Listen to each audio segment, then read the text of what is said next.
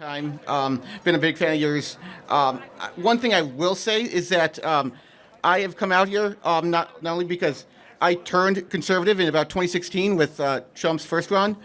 I've always also been a devout atheist, and I've been proud in my beliefs with that. I find the the Bible, to be a very fictitious book. I find that it has a lot of contradictions that are not squared away by anybody that finds it, that reads it. So I'm just want to know one thing I want to get for you before we dive into that is how can we get more people of different faiths to come to the conservative movement instead of, because a lot of what I see of you is espousing on Christian virtues and to a lesser extent Jewish, but I think that there could be a lot more that we could do with ideas rather than the beliefs of religion. Let's start with the idea of atheism, if that's okay. Sure. I'm going to go through all of the arguments for God's existence. Okay. I want you to tell me if you've heard them before or if they are compelling. Okay. First is what's called the ontological argument for God, which ontos comes from the Greek. It's the Greek word for being. Sure. So the highest conception of human beings,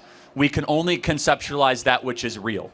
And so the highest conception of our own, combined wisdom is God. I think this is the weakest argument for God, to be perfectly honest. Right, I'll agree with you there, yeah. Yeah, but it is a proof that on an ontological view of God.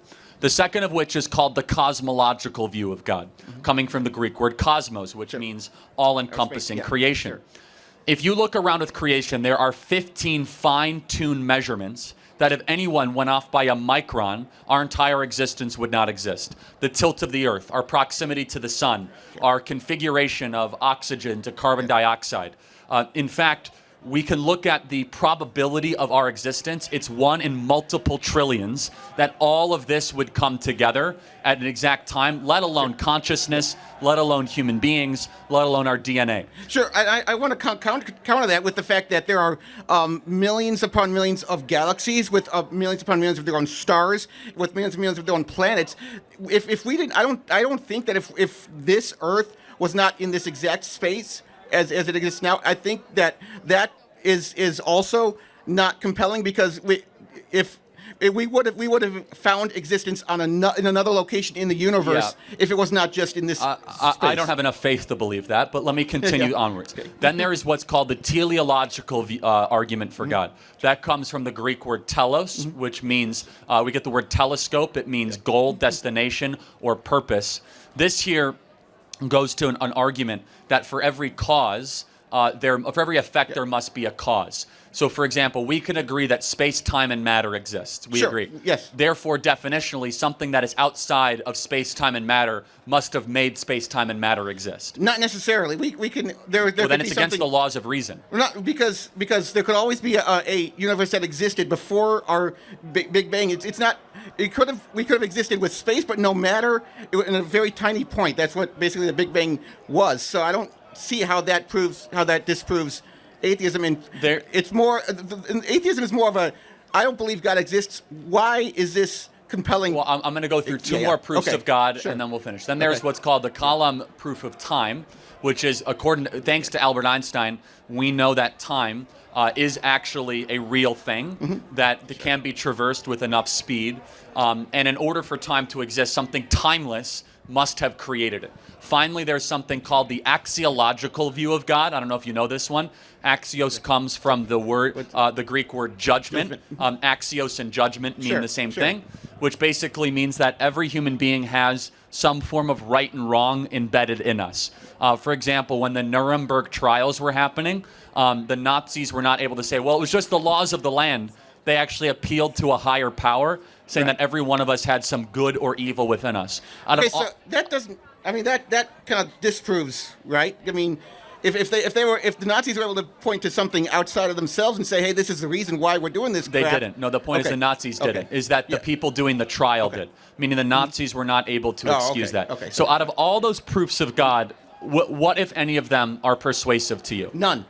None. Okay. So then what, if you look at a human being and you look at the improbability of our, how we are put together, do you believe that we are largely an accident of multi-billions of years of evolution? Yes. How do we know? How do we not know that how do we know that there isn't something that's identical to us on another, planet somewhere that we haven't encountered yet. It's just a skeptic in me that's thinking that way. That says, hey, maybe there's something out there that we haven't contacted yet that is in another galaxy or another planet or something that we just don't know about. Or maybe there isn't. Okay. So the improbability, though, of our existence and the Earth and oxygen and carbon and nitrogen and all of it together, you don't marvel at a human being able to heal itself when it's cut or grow to a... No, because we're not the only beings on Earth that can do that. There's a lot of people... Well, we are the only ones that can reason, though. Okay. Do you marvel at our capacity to reason it? Even the ability for mammals or reptiles to reproduce life. You don't see any intelligent design behind it. None. You just see it as it's a consequence of natural selection and evolution over millions and probably millions of years. So we both have faith.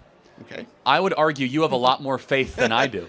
You have a lot more blind faith to believe that everything around you, love, joy, peace, sadness, is all just a construct of neurons firing in your brain. Yeah, pretty much, yeah. So do you believe that we are just limited to our five senses? No, I think even science has said that there could be like a sixth sense of... What is that sixth sense? Like a sixth sense that can be aware of what's surrounding the body. That, like, I can know that there's another person next to me or there's a microphone in front of me. I can sense that. I don't need to have my eyes... I could be blind and I could still know that was there. I mean, I didn't need... I use more than five senses. Science has told us that for decades, that we have more than five What do you senses. think happens when you die? Nothing. Our electronic impulses just stop firing and Let me ask you the most important question. Okay. Do you hope you're wrong? Not really. No, I mean, I've got this. You don't desire an afterlife? I consider this life as an atheist the more compelling than even when I was younger and when I was religious, because I think that this is the only life we have. We need to do with it what we can, the best that we can do it, and it's like I said, it's just the one chance we got. We don't have an afterlife. We don't have anything after that. So our goal is to become the best people that we can possibly be in that one chance that we get. Okay, I will be stunned. So you hope that there's no eternal judgment and you never see your loved ones after you die? No, not really. I hope you all internalize just how dark that is, how sad that is. And it's fine, I'm not trying to criticize you. Yeah. We as Christians have hope that we are going to see our loved ones again, and that we will be in heaven, and that we will be in perfect peace, and that this is not it. Yeah. In fact, there's something even better awaiting us. So I hope one day that you do seek to find something higher and better, that this is not all for us in our existence. Thank you so much. Fair enough, thank you. Thank you.